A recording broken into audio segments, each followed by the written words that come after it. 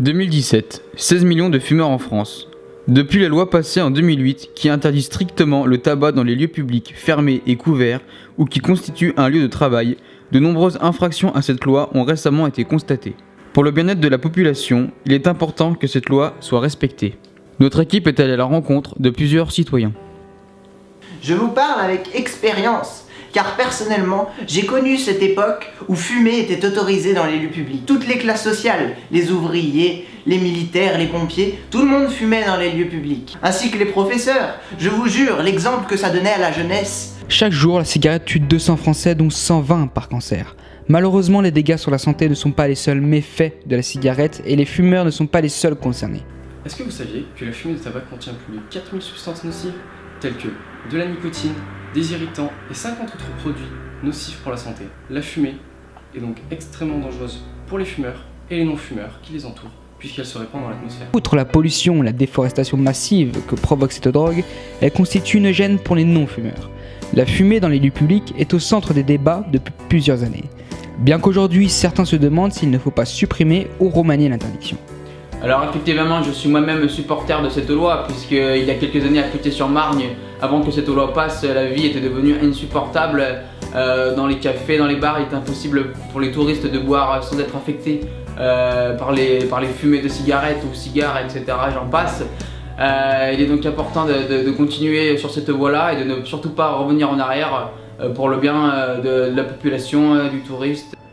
Pour nous, les lieux publics, qu'ils soient ouverts ou fermés, représentent un lieu de rencontre et de partage agréable. Chacun est libre de fumer tant que sa liberté n'empiète pas sur celle des autres.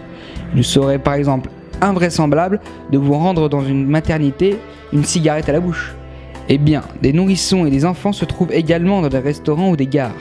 La loi anti-tabac concernant les espaces publics est donc un acte citoyen de respect envers son prochain.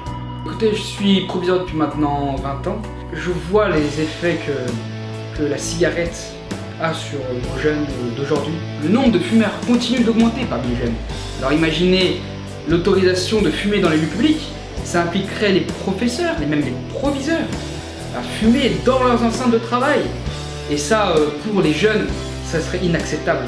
De plus, la dégradation des espaces est aussi une cause directe liée à cette loi.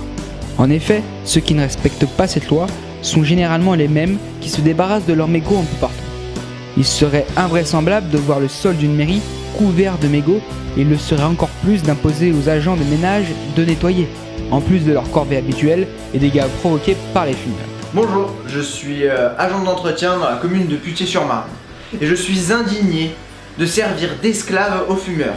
En effet, tous les jours, je nettoie les toilettes bouchées par des mégots de cigarettes. Alors, pour moi, la loi d'interdiction de fumer dans les lieux publics ne doit pas être supprimée, mais bien renforcée. Des contrôles doivent être effectués plus régulièrement et cette loi n'est vraiment pas respectée au quotidien. En plus de permettre de respecter les autres, cette loi permet aussi le respect des espaces qui nous entourent. La cigarette est un fléau qu'on se doit de combattre.